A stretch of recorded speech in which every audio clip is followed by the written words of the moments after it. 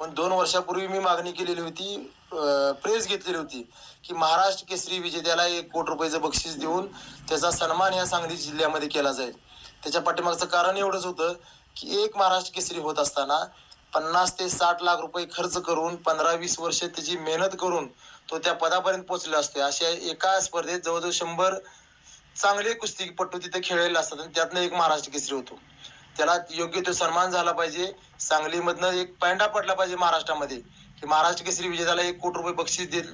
सांगली जिल्ह्यानं दिलं तर येणाऱ्या काळामध्ये नगरला घेऊ दे, औरंगाबादला घेऊ दे, तिथं स्पर्धा घेतल्या तर महाराष्ट्र केसरी विजेत्याला 1 कोटी रुपये देण्याची जी तयारी आहे तो स्पर्धा भविष्यामध्ये घेईल.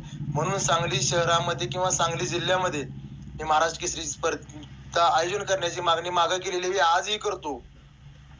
आणि निर्विवाद स्पर्धा कशा होतात हे सांगली जिल्हा तुम्हाला संपूर्ण कुस्ती शौकीनांना दाखवून दिली. यासाठी मला या स्पर्धेत